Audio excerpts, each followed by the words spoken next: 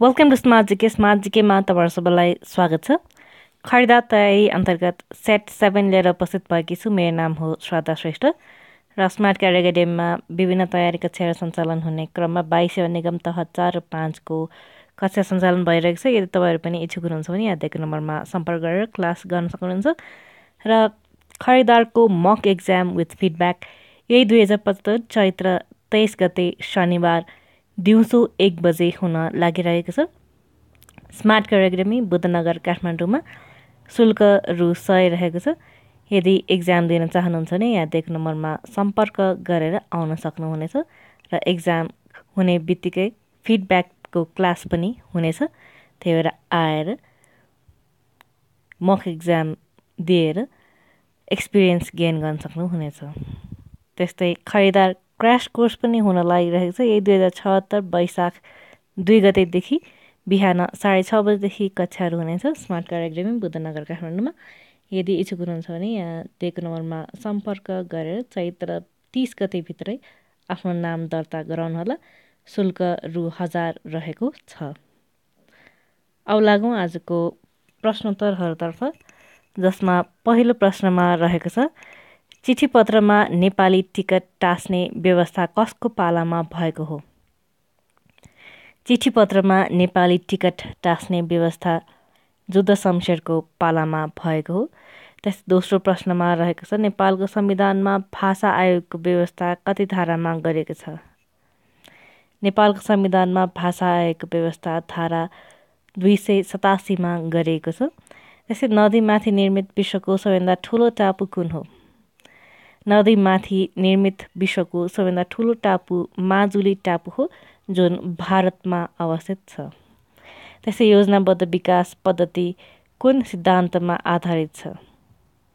योजनाबद्ध विकास पद्धति सरकारका नियन्त्रित विकास सिद्धान्तमा आधारित छ।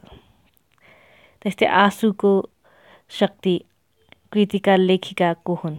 आँसुको शक्ति कृतिका लेखिका सुनिता दनवार हुन्। त्यस्तै नेपालमा लघु औषधि नियन्त्रण ऐन कहिले आएको हो? नेपालमा लघु औषध नियन्त्रण ऐन विक्रमसम्म 2033 मा आएको हो। त्यस्तै अन्तर्राष्ट्रिय आपराधिक अदालतको 124औं सदस्य राष्ट्र कुन हो? अन्तर्राष्ट्रिय आपराधिक अदालतको 124औं सदस्य राष्ट्र मलेसिया हो।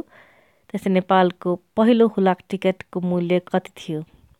नेपालको पहिलो हुलाक टिकटको मूल्य 2 पैसाको थियो। त्यस्तै अस्ट्रेलिया महादेशको सबैभन्दा लामो पर्वत श्रृङ्खला कुन हो? अस्ट्रेलिया महादेशको सबैभन्दा लामो पर्वत श्रृङ्खला द ग्रेट डिभाइडिङ रेन्ज हो। त्यस्तै कुन प्रदेश सरकारले पहिलो पटक मुख्यमन्त्री जनता स्वास्थ्य परीक्षण कार्यक्रम सुरु गर्न लागेको छ? प्रदेश 3 सरकारले चाहिँ पहिलो पटक मुख्यमन्त्री जनता स्वास्थ्य परीक्षण कार्यक्रम सुरु गर्न लागेको छ। त्यसै पृथ्वीको उपोष्ण प्रदेशीय उच्च चाप दबावदेखि भूमध्यरेखीय न्यून वायु दबावतर्फ बहने वायुलाई के भनिन्छ? व्यापारिक वायु भनिन्छ। त्यस्तै सन् 2019 मार्च 14 मा मनाएको विश्व मृगौला दिवसको नारा के हो? Kidney health for everyone everywhere रहेको छ। त्यस्तै सन् 2018 को ट्युरिङ अवार्ड कसलाई प्रदान गरिएको थियो? सन् 2018 को ट्युरिङ अवार्ड जेफ्री हिन्टनलाई प्रदान गरेको थियो। यो ट्युरिङ अवार्ड चाहिँ कम्प्युटरसँग सम्बन्धित रहेको छ। त्यस्तै विक्रमसम्म 2075 को कलाश्री पुरस्कार कसलाई प्रदान गरेको छ? विक्रमसम्म 2075 को कलाश्री पुरस्कार सरुभक्त श्रेष्ठलाई प्रदान गरेको छ। त्यस्तै कुन ग्रहको घनत्व पानीभन्दा पनि कम रहेको छ? शनि ग्रहको घनत्व चाहिँ पानीभन्दा पनि कम रहेको छ। त्यस्तै अरनिको हिमाल कुन जिल्लामा पर्दछ? अरनिको हिमाल डोल्पा जिल्लामा पर्दछ। त्यस्तै नेपाल र जापान बीच सिधा हवाई सम्झौता कहिले भएको थियो? नेपाल र जापान बीच सिधा हवाई सम्झौता विक्रमसम्म 2075 पुष 25 गते भएको थियो। त्यस्तै लोहजर ताल कहाँ अवस्थित छ? लोहजर ताल राजविराजमा अवस्थित छ। त्यस्तै अन्तर्राष्ट्रिय क्रिकेटमा 500 छक्का लगाउने विश्वको पहिलो खेलाडी को हुन्? अन्तर्राष्ट्रिय क्रिकेटमा 500 छक्का लगाउने विश्वको पहिलो खेलाडी क्रिस गेल हुन्। त्यसै राजकोट नगरपालिकाले बेरोजगार युवालाई रोजगारी दिन श्रम बैंकको सञ्चालन कहिलेदेखि गरेको हो? राजकोट नगरपालिकाले बेरोजगार युवालाई रोजगारी दिन श्रम बैंकको सञ्चालन विक्रमसम्म 2075 फागुन 22 गतेदेखि गरेको हो। त्यसै योजना आयोगले तयार पारेको 15औं योजनाको आधारपत्रको मस्यौदा अनुसार आगामी 5 वर्षसम्म निजी क्षेत्रको लगानी कति प्रतिशत हुनेछ? योजना आयोगले तयार पारेको 15औं योजनाको आधारपत्रको मस्यौदा अनुसार आगामी 5 वर्षसम्म निजी क्षेत्रको लगानी 58.1% हुनेछ। त्यसै नेपालको कुन जातिमा ठुली छोरीको बडानी पूजा गरी व्रतबन्ध गर्ने प्रचलन रहेको छ? नेपालको 82 जातिमा चाहिँ ठुली छोरीको बडानी पूजा गरी व्रतबन्ध गर्ने प्रचलन रहेको छ। त्यसै विश्व स्वास्थ्य सङ्गठनका अनुसार 1000 जनसङ्ख्या बराबर कतिजना डाक्टर हुनुपर्दछ? विश्व स्वास्थ्य सङ्गठनका अनुसार 1000 जनसङ्ख्या बराबर 1 जना डाक्टर हुनु पर्दछ। त्यस्तै माथिल्लो र तल्लो मिश्रलाई एकीकरण गर्ने व्यक्ति को थिए? माथिल्लो र तल्लो मिश्रलाई एकीकरण गर्ने व्यक्ति राजा भेनिज थिए। त्यसै नेपाल एसियाको जातीय गोलमेज हो भन्ने उल्लेख गर्ने व्यक्ति को हुन्? नेपाल एसियाको जातीय गोलमेज हो भन्ने उल्लेख गर्ने व्यक्ति टोनी हेगन हुन्। त्यसै नेपालमा भुइँयारको पूजा गर्ने प्रचलन कुन जातिमा रहेको छ? नेपालमा भुइँयारको पूजा गर्ने प्रचलन झाँगड जातिमा रहेको छ। त्यसै निबन्ध सङ्ग्रह रङ्ग अभिज्ञान कसको कृति हो? निबन्ध सङ्ग्रह रङ्ग अभिज्ञान तेजेश्वर बाबु ग्वाङ्गको हो। त्यसै 2वटै कृत्रिम खुट्टाको सहायताले सगरमाथाको सफल आरोहण गर्ने चिनिया पर्वतारोही को हुन्? 2वटै कृत्रिम खुट्टाको सहायताले सगरमाथाको सफल आरोहण गर्ने चिनिया पर्वतारोही जिया बोयु हुन्। त्यसै सन् 2020मा जापानको टोकियोमा आयोजना हुने ओलम्पिक खेलकुद प्रतियोगिताको मस्कट के रहेको छ? सन् 2020मा जापानको टोकियोमा आयोजना हुने ओलम्पिक खेलकुद प्रतियोगिताको मस्कट मिराइटोवा रहेको छ।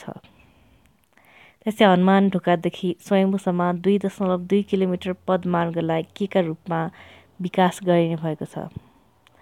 हनुमान ढोकादेखि स्वयम्भूसम्म 2.2 किलोमिटर पदमार्गलाई हेरिटेज ट्रेक अर्थात् सम्पदा पदमार्गका रूपमा विकास गरिने भएको छ।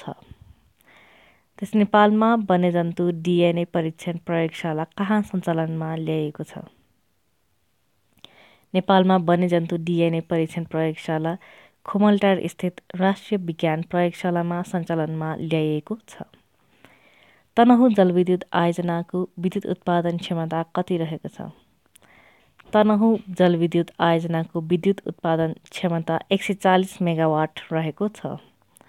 त्यस्तै भोजपुर जिल्लाको पुरानो नाम के थियो? भोजपुर जिल्लाको पुरानो नाम सिद्धपुर थियो। त्यस्तै अमेरिकाले प्रक्षेपण गरेको पहिलो जासुसी भू उपग्रह कुन हो? अमेरिकाले प्रक्षेपण गरेको पहिलो जासुसी भू उपग्रह कोरोना हो। त्यस्तै आजको अन्तिम प्रश्नमा रहेको छ आधुनिक प्रविधि सम्बन्धी जानकारी दिने उद्देश्यले काठमाडौँमा 9औं राष्ट्रिय सूचना प्रविधि एवं 4थो अन्तर्राष्ट्रिय स्मार्ट कम्प्युटिङ सम्मेलन कहिले सम्पन्न भएको थियो? आधुनिक प्रविधि सम्बन्धी जानकारी दिने उद्देश्यले काठमाडौँमा 9औं राष्ट्रिय सूचना प्रविधि एवं 4थो अन्तर्राष्ट्रिय स्मार्ट कम्प्युटिङ सम्मेलन विक्रमसम्म 2075 पुस 14 गते भएको थियो। हस्तै प्रश्न साथै आजको भिडियो यहीँ टुङ्ग्याउन चाहन्छु। जाँदै स्मार्ट कार्ड एकाडेमीमा खरिदार क्रास कोर्स हुन लागिरहेको छ। यही 2076 वैशाख 2 गतेदेखि बिहान 6:30 बजेदेखि क्लासेस सञ्चालन हुनेछ। यदि इच्छुक हुनुहुन्छ भने चैत्र 30 गतिभित्रै आफ्नो नाम दर्ता गराउनुहोला। यहाँ दिएको नम्बरमा सम्पर्क गरेर क्रास कोर्सको शुल्क 1000 रहेको छ।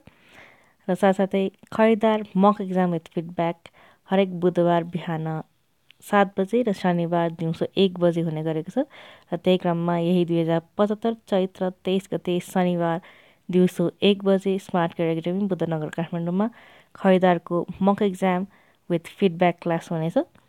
आएर एक्जाम दिन सक्नुहुनेछ। त्यस्तै हामी ट्विटर, फेसबुक, इन्स्टाग्राम, टेलिग्राममा अभाइलेबल छौँ। स्मार्ट जिके 4 नामले मनोहर शाह 4 र स्मार्ट केयर एकाडेमी स्मार्ट जिके 4 नामले अभाइलेबल छ। लाइक, फलो, मेसेज गर्न सक्नुहुनेछ। र यदि हाम्रो भिडियोहरू मन परिरहेको छ भने लाइक, सब्सक्राइब, कमेन्ट, सजेस्ट र सेयर गर्दै गर्नुहोला। धन्यवाद।